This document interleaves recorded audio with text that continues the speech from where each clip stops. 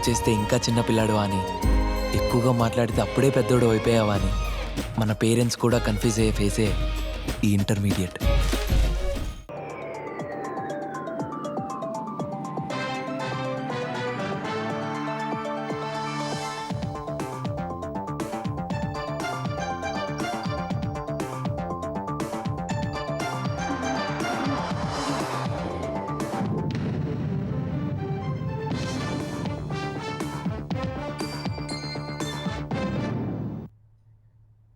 నమస్కారం, ఈటీవీ న్యూస్కు స్వాగతం.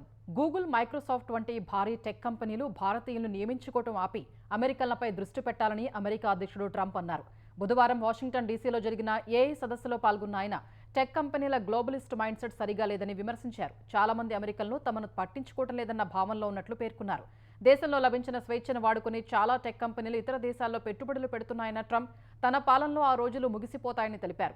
అమెరికాలోని భారీ టెక్ కంపెనీలు చైనాలో కంపెనీలు నిర్మిస్తూ భారతీయ ఉద్యోగుల్ని నియమించుకుంటూ ఐర్లాండ్ను అడ్డం పెట్టుకుని తక్కువ లాభాలు చూపుతూ స్వేచ్ఛను అనుభవించాయని ఆరోపించారు.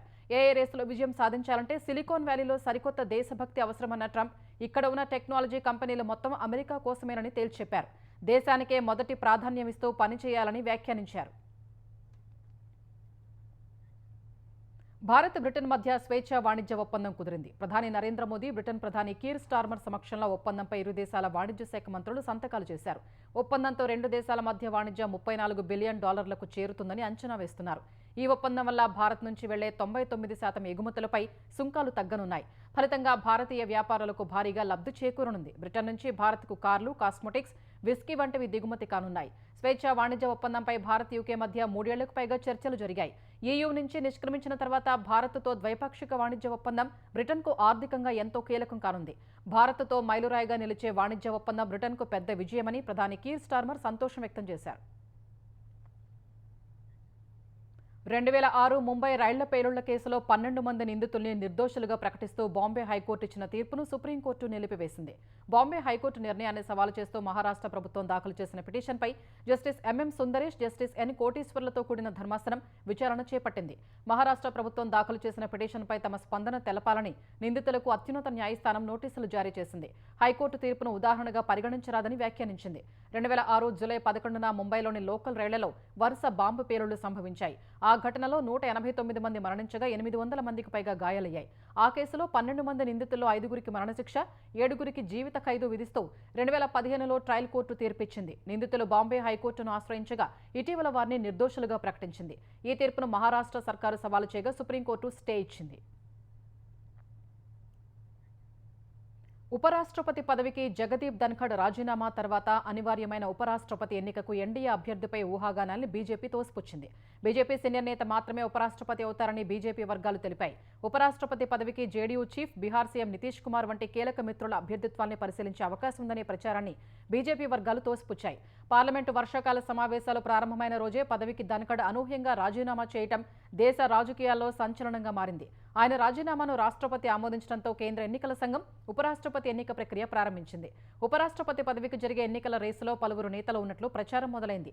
అయితే ఈ ప్రచారాన్ని ఖండించిన కమలదళం నేతలు బీజేపీ సిద్ధాంతాలతో సంబంధం ఉన్నవారే ఉపరాష్ట్రపతి అవుతారని స్పష్టం చేశారు. అంతకుముందు బీజేపీ అధ్యక్షుడు జేపీ నడ్డాతో కేంద్ర మంత్రి రామ్నాథ్ ఠాకూర్ సమావేశం కావటం ఊహాగానాలకు తావిచ్చింది. అది సాధారణ సమావేశమే అని తెలిపిన బీజేపీ వర్గాలు ఉపరాష్ట్రపతి పదవిపై జేడీయూతో ఎలాంటి చర్చలు జరగలేదని స్పష్టం చేశారు.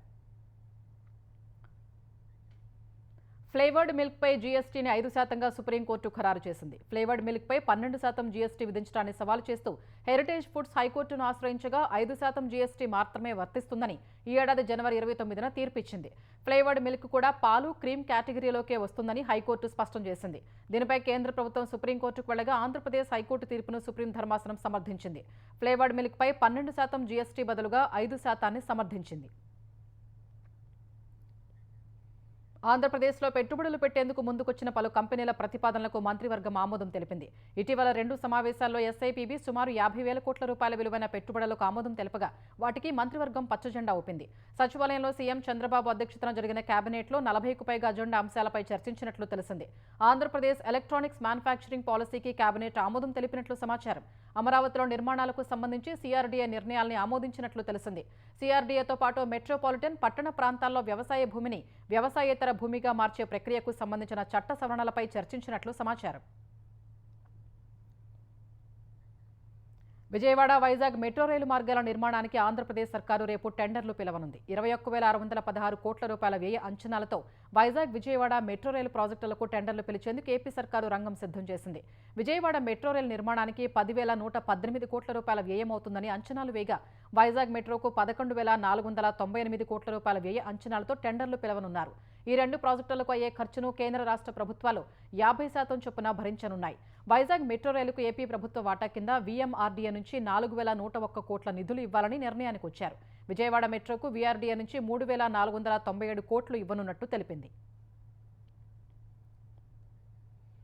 తెలంగాణ ఆర్థిక వ్యవస్థను 2047 నాటికి $3 ట్రిలియన్ చేర్చడమే ప్రభుత్వ సంకల్పమని ఐటీ పరిశ్రమల శాఖ మంత్రి దుద్దిళ్ల శ్రీధర్బాబు అన్నారు. ఈ లక్ష్య సాధనలో భాగస్వాములు కావాలని యుఏఈ పారిశ్రామికవేత్తల్ని కోరారు. హైదరాబాద్ హెచ్ఏసీసీలో యుఏఈ తెలంగాణ ప్రభుత్వం సంయుక్తంగా ఇన్వెస్టోపియా గ్లోబల్ పేరిట నిర్వహించిన అంతర్జాతీయ పెట్టుబడుల సదస్సును మంత్రి ప్రారంభించారు. భౌగోళికంగా చిన్నదైన ఆసియాలు ఆచరణలో మాత్రం తెలంగాణ చాలా పెద్దదన్న శ్రీధర్బాబు స్వల్ప కాలంలోనే ఫీనిక్స్ పక్షిలా ఎదిగి ఇతర రాష్ట్రాలకు అభివృద్ధి సంక్షేమంలో ఆదర్శంగా నిలిచిందని తెలిపారు. తెలంగాణలో డ్రై పోర్టులు, మల్టీమోడల్ లాజిస్టిక్స్ పార్కులు, పారిశ్రామిక కారిడార్ల విస్తరణకు ప్రణాళికలు రూపొందించామని తెలిపారు. నెట్ జీరో పారిశ్రామిక పార్కులు, ఈవీ జోన్లు, గ్రీన్ లాజిస్టిక్ హబ్లు, regional ring road, metro phase 2 వంటి ప్రాజెక్టులు పారిశ్రామిక అభివృద్ధికి మరింత ప్రోత్సాహం ఇస్తాయని పేర్కొన్నారు. అంతర్జాతీయ ప్రమాణాలతో అభివృద్ధి చేయబోతున్న future city fintech, climate tech, smart mobility ఆవిష్కరణలకు ప్రపంచ కేంద్రంగా మారబోతోందన్నారు. ఏడాదిన్నర వ్యవధిలో కొత్తగా 3.2 లక్షల కోట్లకు పైగా పెట్టుబడులను ఆకర్షించామని వివరించారు. ఇప్పటికే యుఏఈకి చెందిన లూలు గ్రూప్, డీపీ వరల్డ్, నాఫ్కో వంటి కంపెనీలు ఇక్కడ పెట్టుబడులు పెట్టాయన్న ఆయన మరింత మంది పారిశ్రామికవేత్తలు ముందుకు రావాలని కోరారు. పార్లమెంటులో వాయిదాల పర్వం కొనసాగుతోంది. వరుసగా 4వ రోజు ఎలాంటి కార్యకలాపాలు జరగకుండానే ఉభయ సభలు రేపటికి వాయిదా పడ్డాయి. ఉదయం 11 గంటలకు లోక్సభ ప్రారంభం కాగానే బీహార్ ఓటర్ జాబితా సవరణ అంశంపై చర్చ చేపట్టాలని ప్రతిపక్ష పార్టీల సభ్యులు డిమాండ్ చేశారు. ప్రశ్నోత్తరాల్ని అడ్డుకున్నారు. కొందరు ఎంపీలు వెల్లోకి దూసుకెళ్లి ప్లకార్డులు ప్రదర్శిస్తూ నినాదాలు చేశారు. సభ సజావుగా సాగేందుకు సహకరించాలని స్పీకర్ పలుమార్లు సూచించినా ప్రతిపక్ష ఎంపీలు శాంతించలేదు. ఫలితంగా సభను మధ్యాహ్నం 2 గంటల వరకు వాయిదా వేశారు. తిరిగి సమావేశమైన పరిస్థితుల్లో మార్పు లేకపోవడం వల్ల సభ రేపటికి వాయిదా పడింది. అటు రాజ్యసభలో పదవీకాలం ముగిసిన తమిళనాడుకు చెందిన 6 సభ్యులకు వీడ్కోలు కార్యక్రమం జరిగింది. పలువురు సభ్యులు వారితో అనుబంధాన్ని గుర్తు చేసుకున్నారు. తర్వాత విపక్ష సభ్యుల నిరసనల మధ్య తొలుత మధ్యాహ్నం 2 గంటలకు, తర్వాత రేపటికి వాయిదా పడింది. బీహార్లో నిర్వహిస్తున్న ప్రత్యేక ఓటర్ జాబితా సవరణ ప్రక్రియను కేంద్ర ఎన్నికల సంఘం సమర్థించుకుంది. ఓటర్లను తొలగిస్తున్నారనే విపక్షాల ఆరోపణల్ని తోసిపుచ్చింది. ఓటర్ జాబితా సవరణపై కొందరు తప్పుదోవ పట్టిస్తున్నారని ఈసీ ప్రధాన కమిషనర్ జ్ఞానేష్ కుమార్ ఆందోళన వ్యక్తం చేశారు. చనిపోయిన వారు, శాశ్వతంగా వలస వెళ్లిన వారి పేరుతో నకిలీ ఓటర్లను ఎలా అనుమతిస్తామని ఆయన ప్రశ్నించారు. బీహార్ ఎన్నికలకు ముందు ఈసీ, కేంద్ర ప్రభుత్వం ఉద్దేశపూర్వకంగా ఓటరు జాబితా సవరణ చేపట్టాయని ప్రతిపక్షాలు విమర్శలు చేస్తున్న నేపథ్యంలో సీఈసీ ఈ మేరకు స్పందించారు. బీహార్ ఓటర్ జాబితా నుంచి 56 లక్షల ఓటర్లను తొలగించాలని గుర్తించినట్లు ఆయన చెప్పారు. అందులో 20 లక్షల మంది చనిపోయిన వారు, 28 లక్షల మంది శాశ్వతంగా వలస వెళ్లిన వారు, మరో 7 లక్షల మంది ఒకటి కంటే ఎక్కువ చోట్ల ఓటర్లుగా నమోదయ్యారని, 1,00,000 మంది లెక్కలో లేని ఓటర్లని ఈసీ జాబితా వెల్లడించింది. మరో 15 లక్షల మంది ఓటర్ సవరణ ఫామ్ తిరిగి సమర్పించలేదని ఈసీ పేర్కొంది. ఓటరు కార్డుతో ఆధార్ను అనుసంధానించి నకిలీ ఓట్లకు తావు లేకుండా పగడ్బందీగా ఓటరు జాబితా రూపొందించాలని ఆంధ్రప్రదేశ్లోని ప్రధాన పార్టీలు ఎన్నికల సంఘాన్ని కోరాయి. స్పెషల్ ఇంటెన్సివ్ రివిజన్ విధానంలో ఓటరు జాబితా సవరణపై గుర్తింపు పొందిన రాజకీయ పార్టీలతో ఎన్నికల సంఘం సమావేశం నిర్వహించి అభిప్రాయ సేకరణ చేపట్టింది. వెలగపూడి సచివాలయంలో టీడీపీ, వైసీపీ, సిపిఎం సహా పలు పార్టీల నేతలతో సీఈఓ వివేక్ యాదవ్ సమావేశం నిర్వహించారు. ఎస్ఐఆర్ విధానం అమలుపై అభిప్రాయ సేకరణ చేయగా దాదాపు అన్ని పార్టీలు ఏకాభిప్రాయాన్ని వెల్లడించాయి.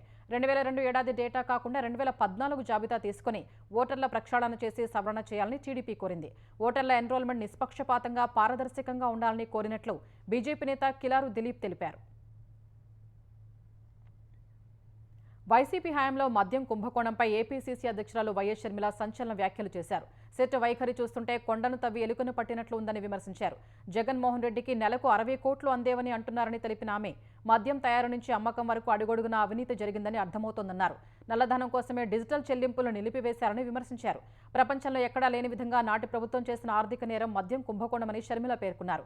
నాన్ డ్యూటీ పెయిడ్ లిక్కర్ను ఎంత అమ్మారో తెలియడం లేదన్న ఆమె ఈ మొత్తం వ్యవహారంపై పూర్తి విచారణ జరగాలని డిమాండ్ చేశారు. వైసీపీ హయాంలో నాసిరకం, ప్రమాదకరమైన మద్యం తాగి లక్షలాది మంది అనారోగ్యం పాలయ్యారన్న షర్మిల ఈ కోణంలోనూ దర్యాప్తు జరగాలని స్పష్టం చేశారు. ఉపరితల ద్రోణి ప్రభావంతో తెలంగాణలో విస్తారంగా వర్షాలు కురుస్తున్నాయి. కొన్ని చోట్ల కుండపోత వానలకు వాగులు వంకలు పొంగి పొర్లుతున్నాయి. ఉమ్మడి వరంగల్ జిల్లా వ్యాప్తంగా జోరు వానలు కొనసాగుతున్నాయి. మెహబూబాబాద్ జిల్లా కొత్తగూడ, గంగారం ఉమ్మడి మండలాల్లో 3 రోజులుగా దంచి కొడుతున్న వర్షాలకు చెరువులు, కుంటలు జలకళ్లు సంతరించుకుంటున్నాయి. కొత్తగూడ మండలం బుర్కపల్లి వాగు, కొత్తపల్లి వాగు, రాయితొట్టి వాగులు ఉధృతంగా ప్రవహిస్తున్నాయి. వరద నీరంతా పాకాల సరస్సుకు చేరుగా నిండుకుండలా మారింది. నిన్న రాయితొట్టి వాగులో చేపల వేటకు వెళ్లి గల్లంతైన నరేష్ ఆచూకీ కోసం పోలీసులు గాలింపు చేపట్టినా ఇంతవరకు ఆచూకీ దొరకలేదు. వాగుల ఉధృతి కారణంగా మత్స్యకారులు చేపల వేటకు వెళ్లొద్దని పోలీసులు సూచిస్తున్నారు.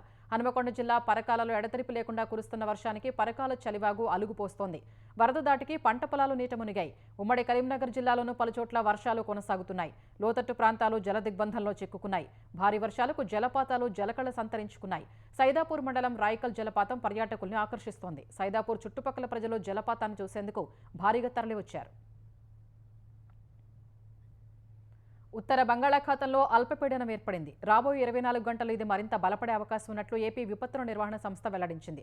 వచ్చే 48 గంటల్లో పశ్చిమ వాయువ్య దిశగా ఉత్తర ఒడిశా, పశ్చిమ బెంగాల్ వైపు కదిలే అవకాశం ఉందని అధికారులు తెలిపారు. ఈ ప్రభావంతో ఉత్తరాంధ్ర జిల్లాల్లో మోస్తరు నుంచి భారీ వర్షాలు కురిసే అవకాశం ఉందని వెల్లడించింది. కోస్తాంధ్రలో మోస్తరు వర్షాలు కురిసే ఆస్కారం ఉందని విపత్తుల నిర్వహణ సంస్థ అధికారులు తెలిపారు. ఆయా ప్రాంతాల్లో ప్రజలు అప్రమత్తంగా ఉండాలని అధికారులు సూచించారు. ప్రముఖ వ్యాపారవేత్త అనిల్ అంబానీకి చెందిన సంస్థల కార్యాలయాల్లో ఎన్ఫోర్స్మెంట్ డైరెక్టరేట్ ఈడీ సోదాలు చేపట్టింది. ఢిల్లీ, ముంబైలోని కంపెనీల లావాదేవీల్ని అధికారులు తనిఖీ చేస్తున్నారు. మనీ లాండరింగ్ కేసులో భాగంగా 50 ప్రాంతాల్లో ఈడీ సోదాలు చేస్తున్నట్టు తెలుస్తోంది. 3,000 కోట్ల రూపాయల రుణాలకు సంబంధించి వివరాలు సేకరిస్తోంది. ఇదే కేసులో ఎస్ బ్యాంకులోనూ ఈడీ సోదాలు చేస్తోంది. 2017-19 మధ్య ఎస్ బ్యాంకు నుంచి సుమారు 3,000 కోట్లు అక్రమ రుణ మళ్లింపు ఆరోపణలపై దర్యాప్తు చేస్తున్నట్లు సంబంధిత వర్గాలు పేర్కొన్నాయి. ఈ రుణం మంజూరు చేయడానికి ముందు ఎస్ బ్యాంకు ప్రమోటర్లు కొంత నగదును లంచంగా పొందారని గుర్తించిన ఈడీ ఈ అంశంపై దర్యాప్తు చేపట్టింది. అనిల్కు చెందిన వ్యక్తిగత నివాసానికి ఈడీ అధికారులు వెళ్లలేదని జాతీయ మీడియా కథనాలు పేర్కొన్నాయి.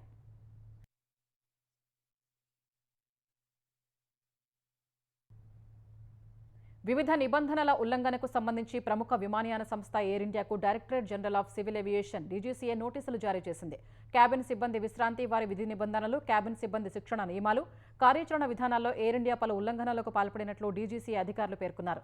గతంలో డీజీసీఏ ఇచ్చిన నిబంధనలు ఆధారంగా చేసుకుని ఈ నెల 23న షోకాజ్ నోటీసులు జారీ చేసినట్లు వెల్లడించారు. ఈ నోటీసులకు సకాలంలోనే తాము స్పందిస్తామని ఎయిర్ ఇండియా తెలిపింది. సిబ్బంది, ప్రయాణికుల సౌకర్యం, భద్రతకు తాము కట్టుబడి ఉన్నట్లు స్పష్టం చేసింది. రష్యాలో జరిగిన ఘోర విమాన ప్రమాదంలో 49 మంది చనిపోయారు. అంగారా ఎయిర్లైన్స్ కు చెందిన AN-24 విమానం రష్యా తూర్పు ప్రాంతమైన అమూర్లో ప్రమాదానికి గురైనట్లు గుర్తించారు. ప్రమాద సమయంలో విమానంలో 6 సిబ్బంది, 43 మంది ప్రయాణికులు ఉన్నట్లు అధికారులు తెలిపారు. తొలుత విమానం అదృశ్యమైనట్లు పేర్కొన్న అధికారులు కాసేపటికి అది కూలిపోయినట్లు నిర్ధారించారు. రష్యా, చైనా సరిహద్దులోని బ్లాగోవిష్-చెన్స్క్ నగరం నుంచి టిండా పట్టణానికి వెళుతుండగా ఈ ప్రమాదం జరిగినట్లు టండా రీజనల్ గవర్నర్ వాసిలీ ఓర్లోవ్ తెలిపారు. ఈ ప్రమాదంలో విమానంలో 49 మంది చనిపోయినట్టు ప్రకటించారు. రష్యా, ఉక్రెయిన్, గాజా, ఇజ్రాయెల్ యుద్ధాలు కొనసాగుతుండగానే మరో యుద్ధం రాజుకుంది. తాజాగా థాయిలాండ్, కంబోడియా ఘర్షణలకు దిగాయి. సరిహద్దు వివాదంపై పరస్పరం దాడులు చేసుకున్నాయి. ఈ దాడుల్లో తమ పౌరులు 12 మంది ప్రాణాలు కోల్పోయినట్లు థాయిలాండ్ ప్రకటించింది. సురిన్ ప్రావిన్స్లోని నివాసిత ప్రాంతాల్లో కంబోడియా బలగాలు కాల్పులకు తెగబడినట్లు థాయ్ రక్షణ శాఖ తెలిపింది. సరిహద్దు వెంబడి 6 ప్రాంతాల్లో ఘర్షణలు తలెత్తినట్లు వెల్లడించింది.